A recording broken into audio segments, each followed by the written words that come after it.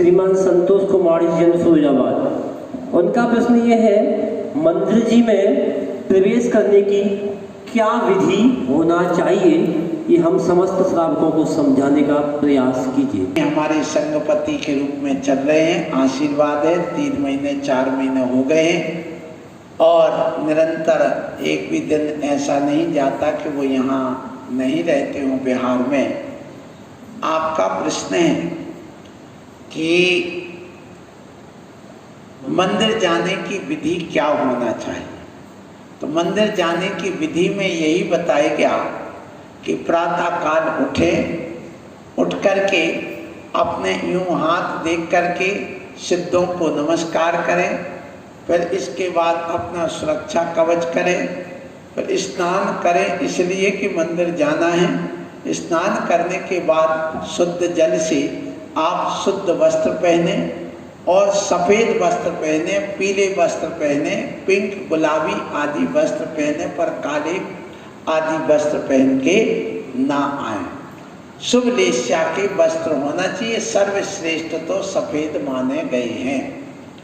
तो यहाँ आए, स्नान आदि करके जूते चप्पल पहन के ना आए, पर रास्ते में यदि गंदगी है और लगता है कि अशुद्धि रहती है तो आप कोई ऐसी खड़ाऊ बनाएं कपूस की लकड़ी वगैरह की जो आपके लिए उचित हो, और उसको आप यहाँ पर बाहर व्यवस्थित छोड़ करके हाथ पैर धो करके पुनः मंदिर में प्रवेश करें। अपने साथ द्रव्य लेकर के आएँ और वहाँ पर जब प्रवेश करते हैं तो सबसे पहले आपको दरवाज़ा मिलता है।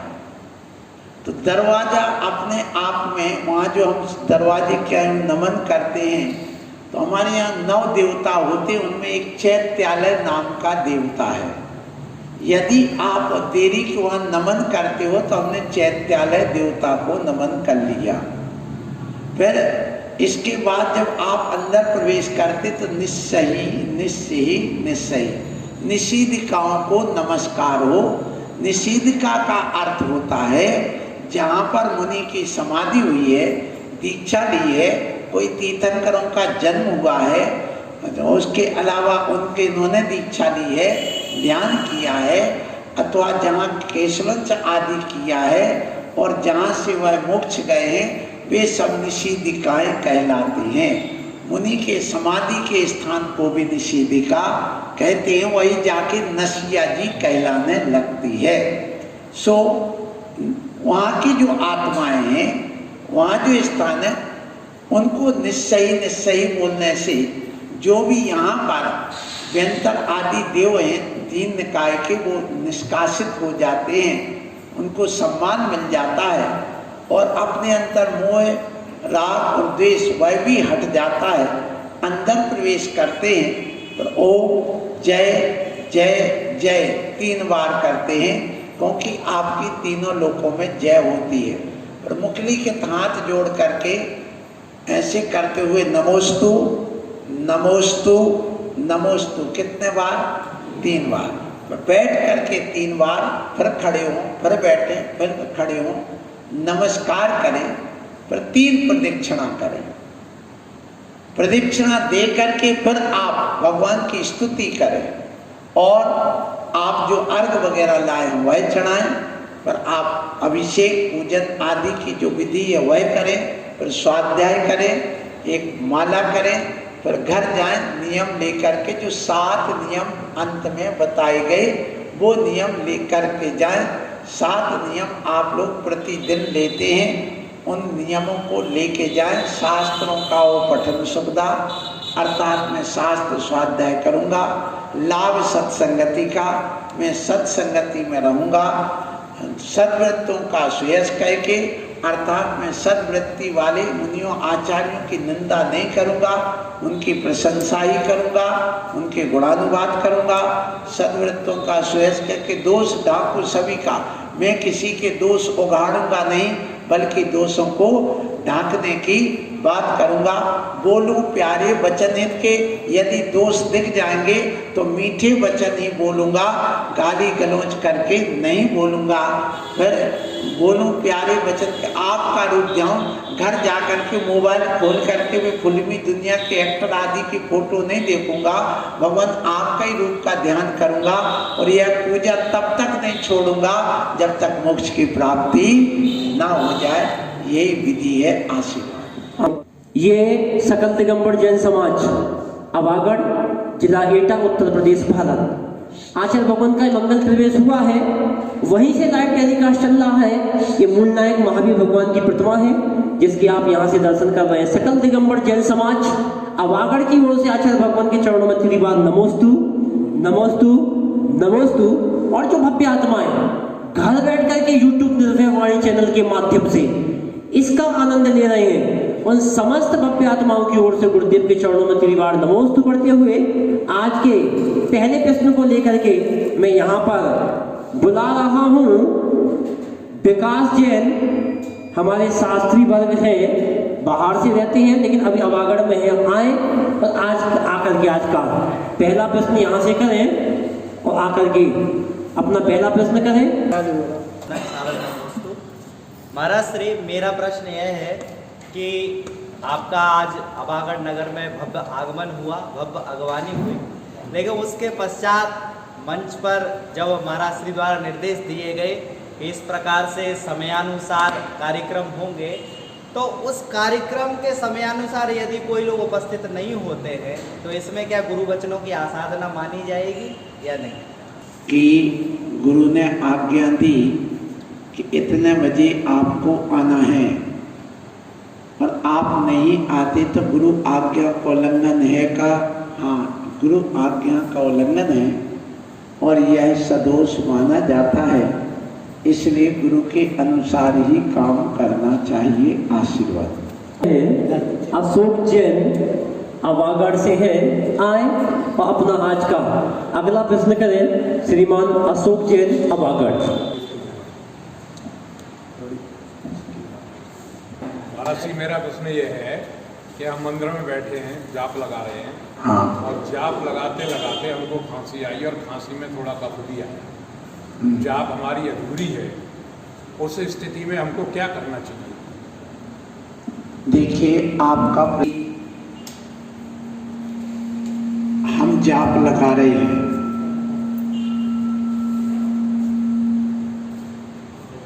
और जाप लगाते लगाते बीच में खांसी आ जाए तो अतिचार माना गया है।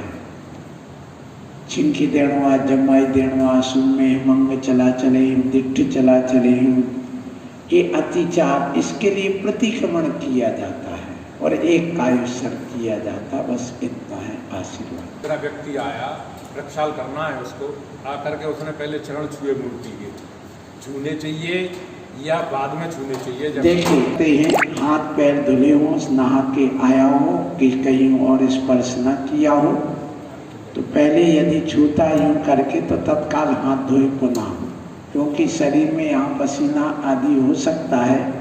तो यदि हाथ धो के आया, माथे में लगाया तो अब दोबारा उसमें टच नहीं कर सकता, अब जाके पुनः हाथ धोए। माथे में लगाया ही नहीं, ऐसे ही छू, ऐसे छू लिया, बस ऐसे कर लिया तो उसमें कोई दोष नहीं है। और यदि बाद में छुए तो बहुत अच्छा है, बाकी निषेध नहीं है। आशीर्वाद। प्रश्न है, ऑनलाइन प्रश्न है। श्रीमती बीना जैन मैडम, जलेसर, उत्तर प्रदेश। उनका प्रश्न ये है, आपके चरणों में 3 बार नमोस्तु।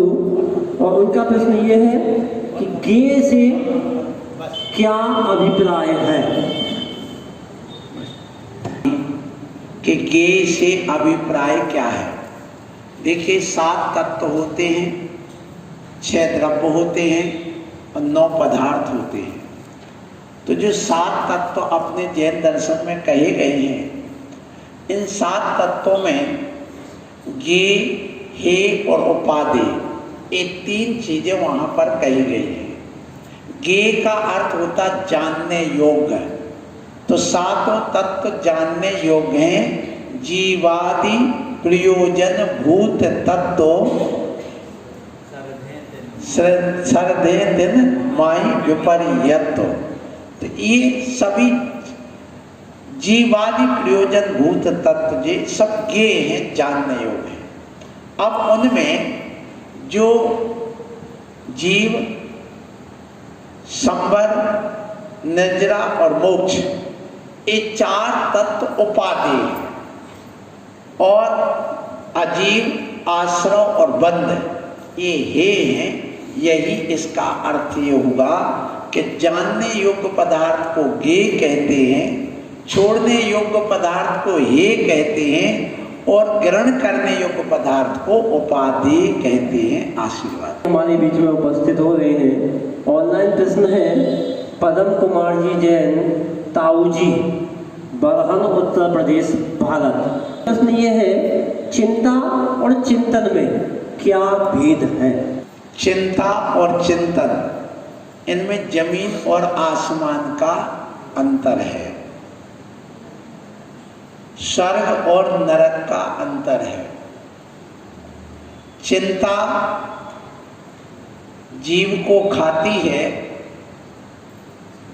जीवन को खाती है, संसार में भटकाती है, कर्म बंद कराती है और चिंतन कर्म से मुक्त कराती है और जीवन को बचाती है, नरक की जगह स्वर्ग और मोक्ष का मार्ग प्रशस्त करती है। चिंतन से अपने ज्ञान की वृद्धि होती है। चिंतन मस्तिष्क की खुराक है और चिंता मस्तिष्क का रोग है। अब चिंतन की खुराक में, दवा में और रोग में कितना अंतर है ये आप समझ सकते हैं। इसलिए अपने जीवन में चिंता नहीं, चिंतन करो। चिंतन हमारे यहाँ पर भावना के रूप में 12 भावनाओं का चिंतन करो। मेरी भावना का चिंतन करो, आत्मा का चिंतन करो, पंच परमिष्टि का चिंतन करो। तो ये चिंतन ध्यान का रूप होता है और चिंता कषाय का रूप होता है। आशीर्वाद। उपस्थित हो रही है श्रीमती पूजा जैन, टुंडला। ऑनलाइन प्रश्न है, उनका प्रश्न ये है संसार के दुखों से बचने का क्या उपाय है?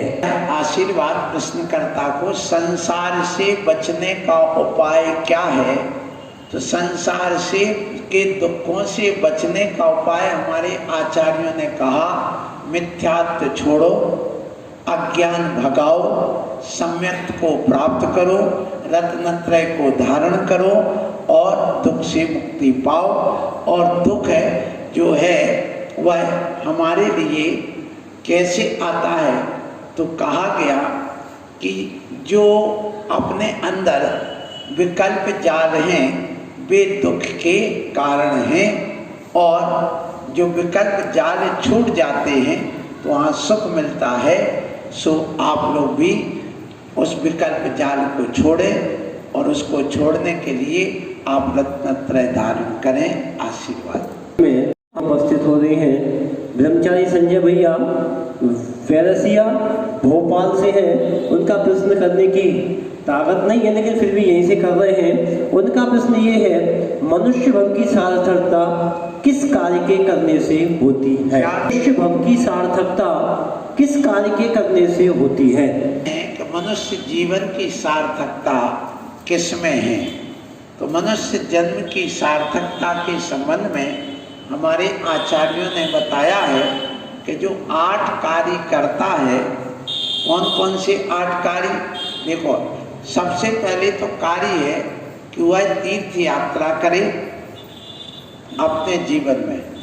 फिर कहा एक मंदिर बनवाए, जिन प्रतिमा रखवाए।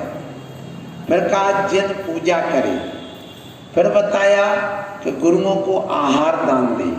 फिर बताया कि वह शास्त्र प्रकाशन आदि करे और ये सब करने के बाद में रत्नत्रय को धारण करे। और रत्नत्रय धारण करने के बाद में बताया गया, रत्नत्रय धारण करने के पहले में अपने परिजनों को सुव्यवस्थित करे, समाज के हित के लिए कुछ कार्य करके जाए। और इसके बाद में बताया गया वह केवल ज्ञान को प्राप्त करके मोक्ष को प्राप्त करे। इसी में मानव जीवन की सार्थकता है। आज का ये कार्य कल फिर उपस्थित होगी ठीक शाम को। नए प्रश्नों के साथ, तीखे प्रश्नों के साथ आप लोग समय का सदुपयोग कर आप सकल दिगंबर जैन समाज की ओर से गुरुदेव के चरणों में तिरुवार नमोस्तु नमोस्तु नमोस्तु। सुबह ठीक 8 बजे उपस्थित होंगे प्रवचन के माध्यम से। जो ठीक ठाक हो, हाथ पैर ठीक ठाक हो, वो 8 बजे लाइव